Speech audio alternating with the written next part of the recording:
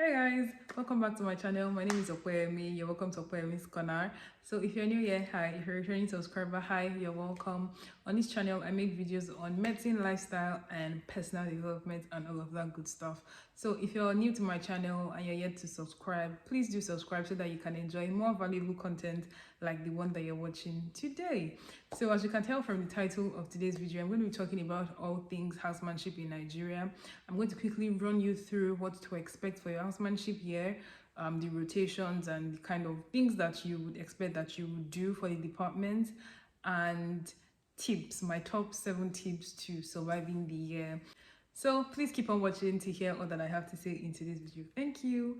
By way of introduction, like I said, my name is Okwemi. If you're seeing me for the first time, I'm a medical doctor. I finished medical school in 2019. I did my internship in Olabisi Onabanjo University Teaching Hospital, Shagam, Ogun State from 2019 September 30th, so basically October, to November 2020. And I did 2 extra months of housemanship because during my internship year, we had this strike that was on for 2 full months. So we had to redo the 2 months that we lost basically during strike, but we were paid. So I didn't really mind at the time, and they were sure to include it in our completion letter. So we didn't have any issues with MDCL. And I would say that my internship year was a very good year. It was definitely stressful. I feel like housemanship is stressful regardless of where you work, because the way the work is designed and because of the kind of roles that you have to do, you would have to do more than other members of the team basically. So it's definitely going to be stressful. But it was still a good year. I met really good senior colleagues, met really good colleagues some of which I still talk to up until today. So yeah, I have no regrets for choosing where I did my internship. And I just hope that wherever it is that you may find yourself doing your internship, that you would enjoy it and that you would have a good experience basically. As we all know, housemanship is the year where you get to work under supervision as a doctor. It's the year when you just finished medical school, so nobody is going to trust you enough to make decisions on the care of patients by yourself. So you're going to work solely under supervision basically. And like I did say, I was going to give more details about what the year entails. So typically the house officer is on the lowest part of the food chain for medical doctors. And so typically you're the one who would do majority of the jobs, such as taking samples for patients, setting IV lines, passing urethral catheter depending on where you work, giving intravenous medications depending on where you work. Like where I did work, we were the ones who used to give IV medications, but I did hear that certain hospitals is the nurses that do it. But things like passing NG tube, making sure that patients are well prepped for surgery, making sure that your senior colleagues like your consultants, senior reds are doing rounds, you're going to be the one to document depending on who you're working with. Let's see, what else do house officers do? Also filling forms in clinics. So in clinic days, there will always be one house officer with the consultants depending on how many is available in the unit, and you'll be the one to fill the forms for the patient, write patients medications out. So basically you're doing all of the work for the department. Your reds, your SRs, your MOs, your consultants would only come, see the patient, pass a clinical judgment, and then you have to do the sorting out basically. So those are the things that make the work a bit stressful, and it would be more or less stressful depending on the patient load of where you work and also the amount of house officers that are available where you work, because the more hands, then the less work on each doctor. Also, the less patient load, the less work on each doctor. So those are the variable factors, and those are the things that you should bear in mind when you're searching for a placement. I know now MDCN does this thing where they can post you, but I also know that doctors are still allowed to get placements by themselves. So if you're considering going to a particular hospital or not, these are things you should definitely consider. So typically Housejob runs for 12 months, and you're going to do 3 months in each core specialty of medicine, namely internal medicine, surgery, obstetrics and gynecology, and pediatrics. And the way you're going to rotate through these 4 postings is going to vary. And also you're entitled to 4 weeks of leave throughout the year, which you can either take at the end of the entire year or in between your 3 months or after each 3 months that you spend in each department. So I'm just going to go into my tips now that really helped me get through my house job here, and I hope that you find them useful. So my tip number 1 would definitely be to take your shadowing period seriously. So I do believe that most hospitals usually give a period of time for new doctors to kind of like understand how the system works before they start putting them on the call roster. And usually this period is called shadowing or pilot period. And I'm just going to advise, please take that period seriously, because usually it entails staying at work for longer than you normally would.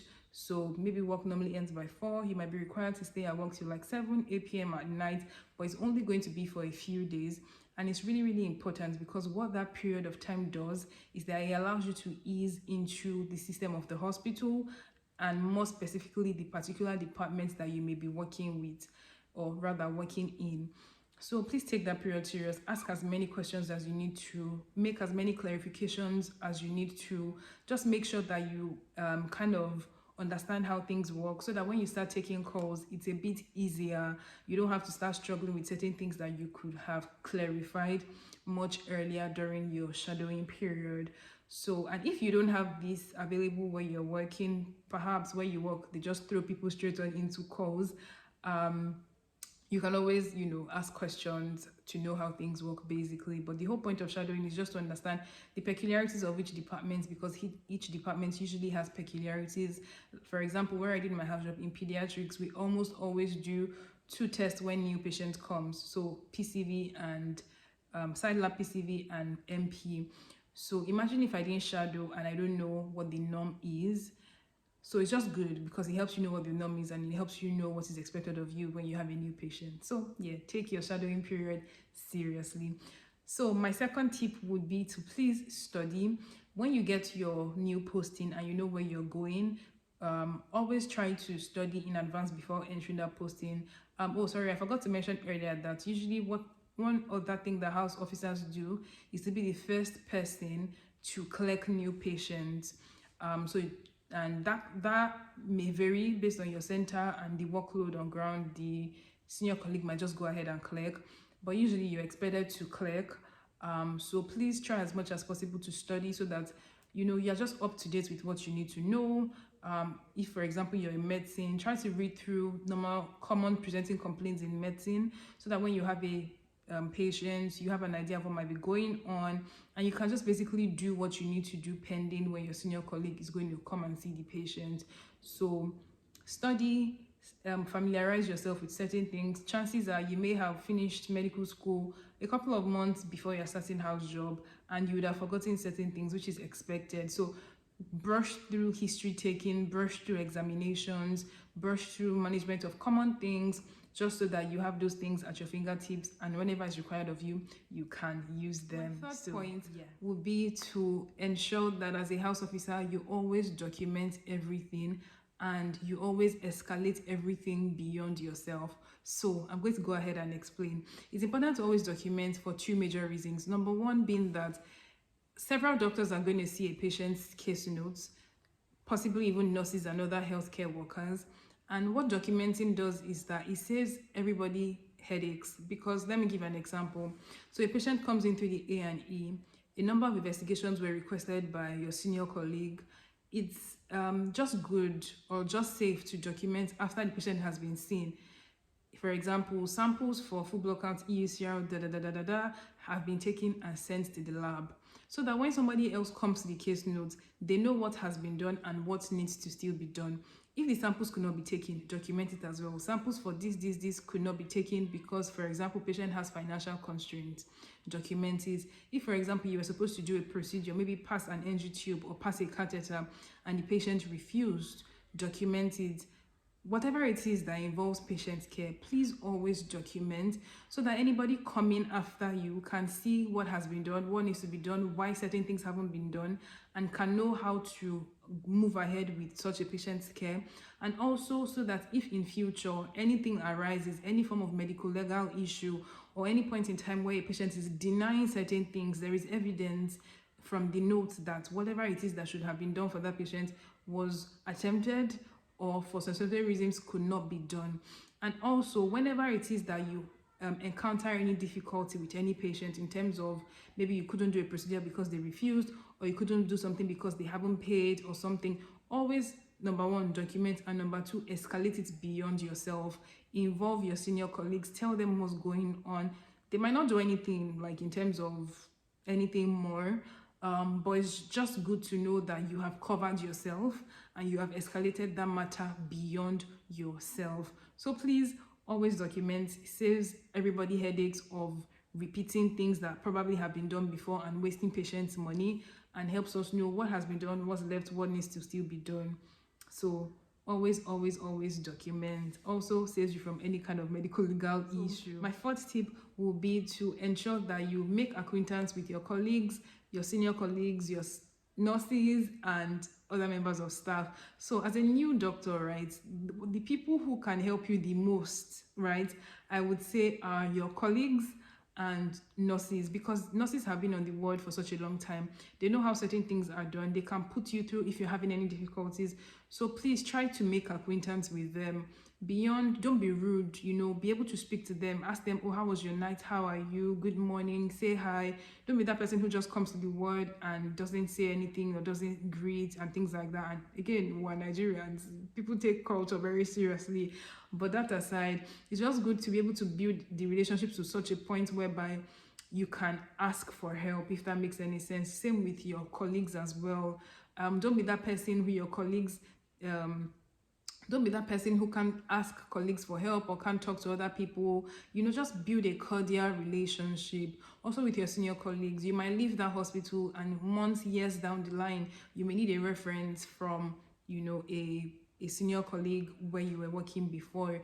And some of them, when you even leave, they don't remember you because there was no rapport beyond what they should remember you for. But you want to have that relationship going on, because again, in medicine, you would almost always need somebody. Sometimes you might be seeing a patient in a later time in a different hospital, and you need somebody to review it, and you don't know, and you don't have anyone else to call. You can always call that senior colleague who, for example, is working in O&G and you have an O&G case. So always don't burn bridges, but build connections with people, because you will need it in future. Which leads me to my fifth tip, which will be to say always ask for help when you need help, especially when it involves patient care, which is majorly what you're going to be involved in. For example, you're trying to cite a line and you can't. Rather than leaving that work undone, please ask for help, either from your colleagues or from your senior colleagues or from anyone that you know will be able to do the work for you. Because again, it involves patient care, and you don't want to be that person who ignored a patient's care, because you're going to have to start answering questions like, oh, why didn't you do it? Why was it not done? So basically ask for help and let somebody help you when you have any difficulty really as regarding a patient's care. So my sixth tip is going to be, please don't be lazy, please do your job. Don't be that house officer who constantly and consistently leaves things undone. It's when things are done that way, it can be very frustrating for both your colleagues, like other house officers, and even your senior colleagues. If you need to do something, like I shared in my previous point, and maybe you're having difficulties, please ask for help. Don't just leave the work. Don't just assume that, oh, I couldn't do it, somebody else is going to do it. It's your work. Why would somebody else do it if you don't open up and say you need help? So please always ask for help. Always talk when you need help, right? And always do your work. Don't be that person who every time your senior colleague is complaining about something that you did not do. Don't be that person who every time you're leaving work behind for maybe your house officer colleague that is on call. If, for example, a patient had some to-dos, maybe samples or IV line, and for some reason you couldn't do it, maybe because you've had a busy day and you've been swamped all day and you've literally had no breathing space, the wise thing to do is to ask for help. But don't be that person who consistently, everybody knows and has noticed that they don't do their work, they always leave it for every other person to do, and they just leave it undone. Please don't be that person. Do your work. Housejob is just for a year. Before you know it is going to be over, and you're going to move on to a different phase of your life and of your career. So it's just 1 year anyways, and I know that it can be intense, but please just do the work and know that it's going to be over soon anyways, really. Then for my seventh tip, I'm going to say I think it's very important to please try to always explain anything it is that you're doing to patients and to their relatives. I think this is very important because it helps patients be one, more involved in their care, and two, be more appreciative of their care. So I would say, because you're the one who the patient is going to see more often, you're the one who has more contact with patient care. So as much as possible, if a patient is maybe unclear about their diagnosis, perhaps maybe your senior colleague has explained and they still don't get it, you can go ahead and explain for them.